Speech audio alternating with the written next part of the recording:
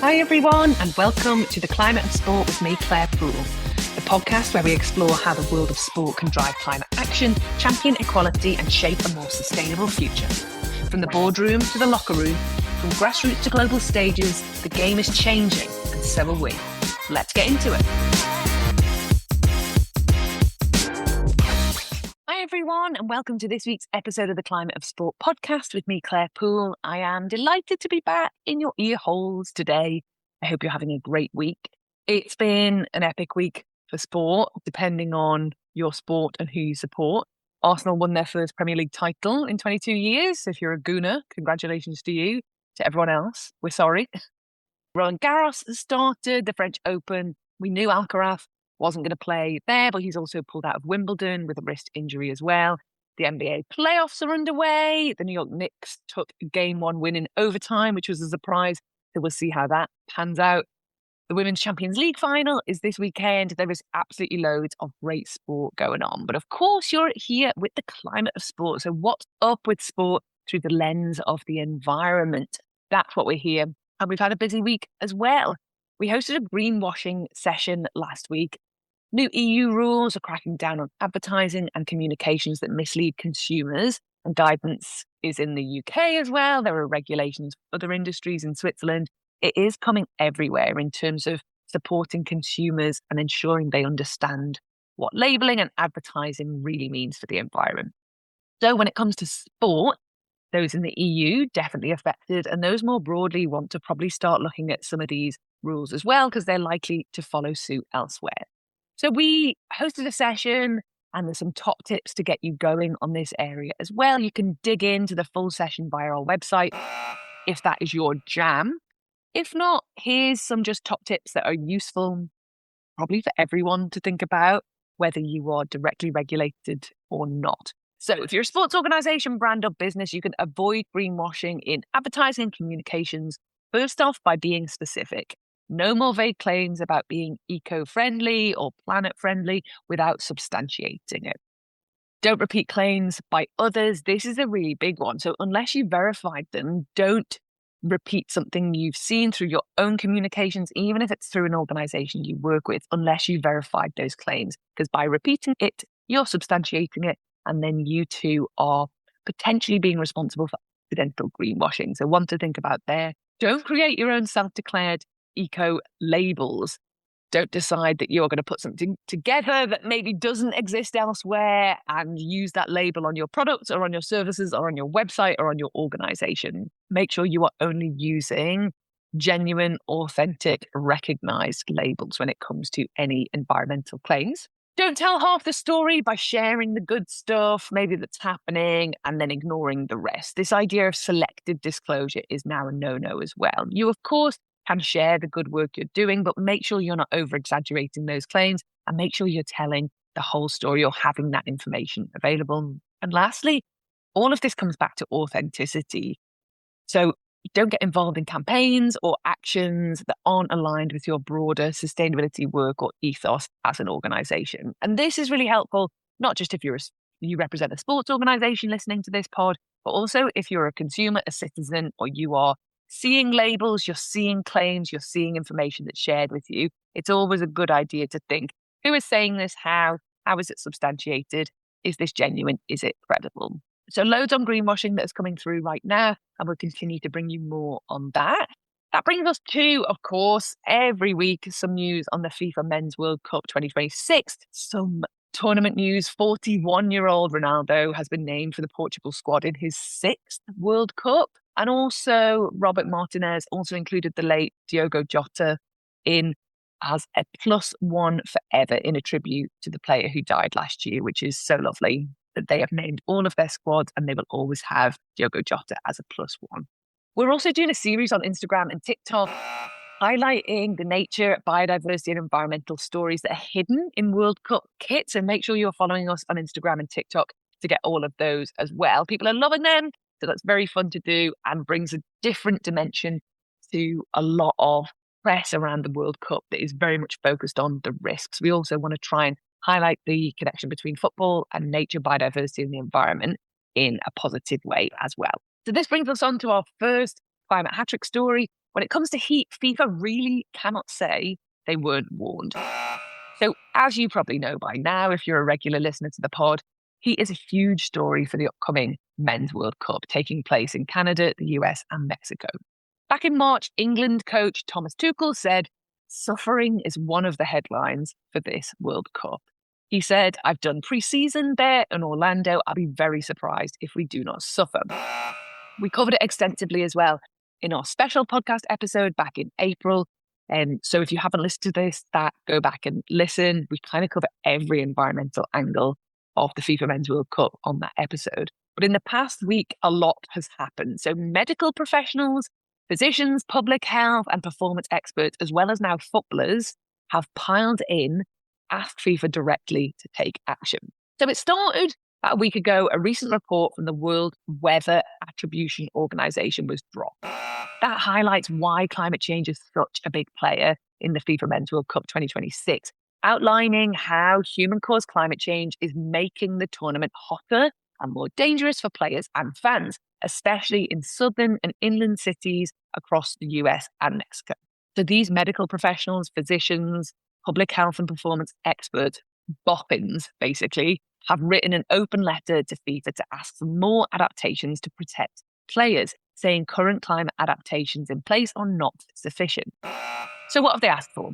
They've asked for 6-minute cooling breaks. They've asked for locker rooms with aggressive cooling equipment. They have asked for FIFA to adopt FIFPro heat protocols. FIFPro advises on implementing cooling breaks in matches when the wet bulb globe temperature exceeds 26 degrees and recommends delaying or postponing fixtures if the wet bulb globe temperature exceeds 28 degrees. We'll put a little highlight here to highlight the breakdown of wet bulb globe temperature, but essentially it goes beyond just air temperature, and there's 4 or 5 different considerations that mean it's a more accurate representation of what people are actually feeling when it comes to temperature. But the big thing to remember is FIFPro think that fixtures should be delayed or postponed when this wet bulb globe temperature exceeds 28 degrees.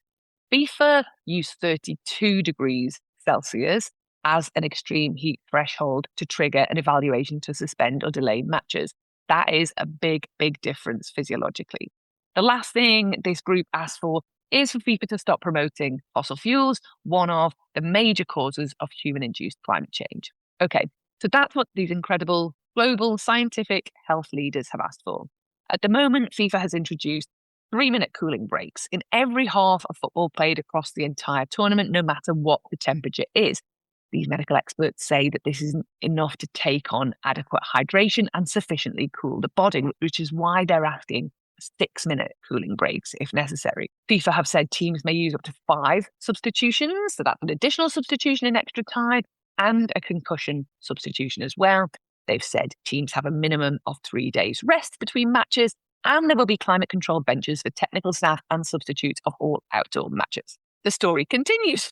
A group of former and current football players from currently 21 countries have now also written an open letter to FIFA calling on them to introduce heat safety guarantees before the 2026 World Cup starts. The players wrote in that letter, "Many of us have experienced heat impacting our sport. It can make you feel lightheaded, dizzy, experience fatigue, muscle cramps, and worse. You can run less, and it becomes impossible to play with the same intensity as with more average temperatures." So, FIFA has yet to respond to these claims, although it has shared what adaptations it's put in place. And I think this brings us back to the wider discussion again. It's not just about players, it's about fans. And players are at the top of their game and they're going to be supported by medical doctors. And we have to make sure that we're thinking about fans, staff and stewards as well. But the focus of the work in the last week and these releases in the last week have very much been around players. So thinking about that, nobody wants to think about these incredible elite players suffering career-ending heat stroke. Some of you may remember Australian netballer Amy Steele, who has spoken out for so many years about how heat stroke ended her career. It cut her career short and it left her with lifelong medical issues. Nobody wants to think about that happening on the world stage this summer. But this stage, if it does, FIFA really won't be able to say that they weren't warned. Okay, story 2. Horsing around with AI lands like a hoof to the face.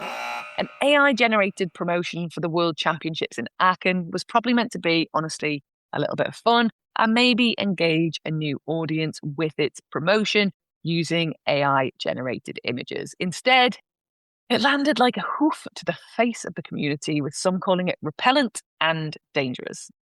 The video was called Big Dreams Deserve a Big Stage, and it featured this shiny, muscular, gorgeous horse performing impossible tricks, including a full backflip, riderless dressage scenes, and these really fantasy-style visuals. It was very obviously AI.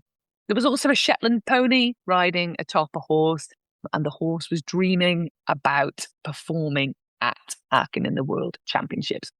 Unfortunately, for the people who put that video together, it left a lot of the equestrian world confused and a bit upset, to say the least. So one of the headlines that followed was Big Dreams Deserve Better Than AI. So what are the climate angles to this? The explosion of AI is having a huge impact on the environment. Yes, of course, there are benefits to AI, and they are in some cases incredible. However, it's obviously being used quite a lot for quite minor or perhaps unnecessary jobs as well. And what the environmental impact is that data centers need huge amounts of energy to run for these AI data centers, and they also need huge amounts of water to cool them as well. This is adding further strain to already strained resources. They also need a lot of land, which means that this space is being used for that instead of perhaps agriculture, biodiversity, or other land uses.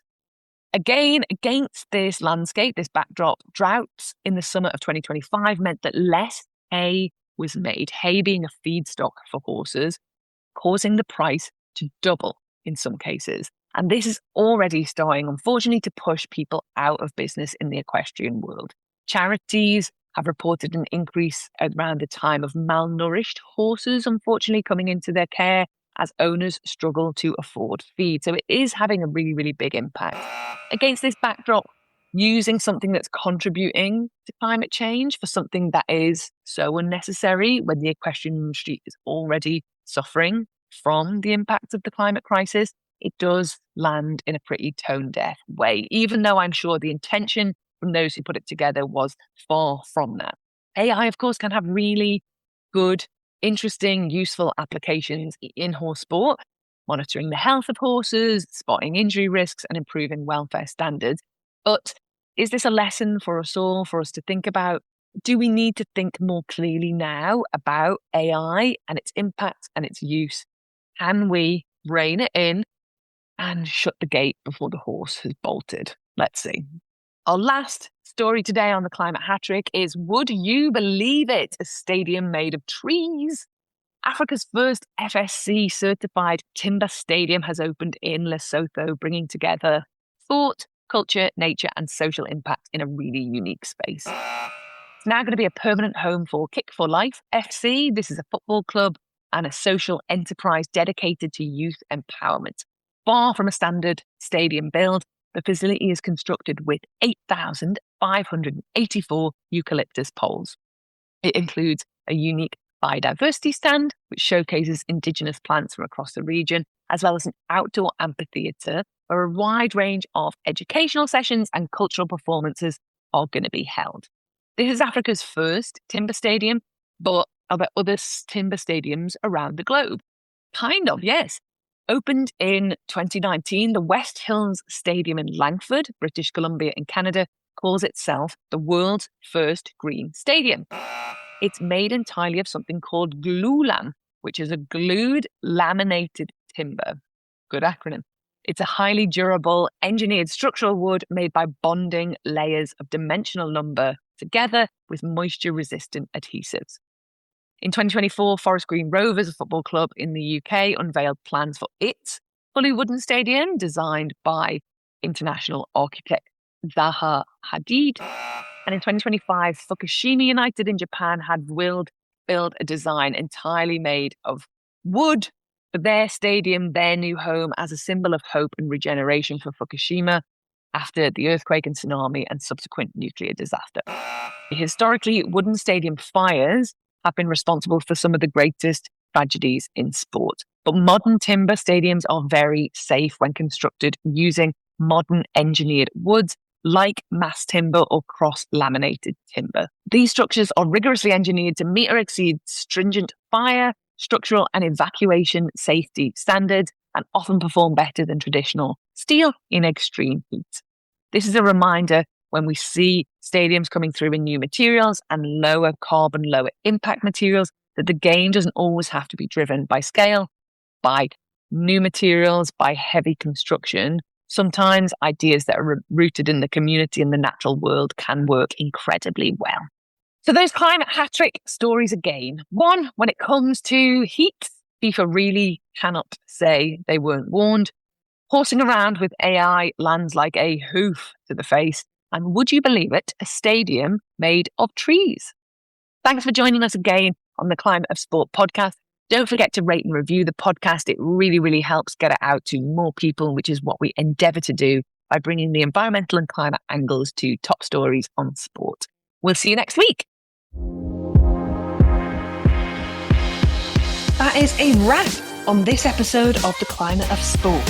If this got you thinking, send it to the group chat, send it to your team or someone who cares about the future of the game.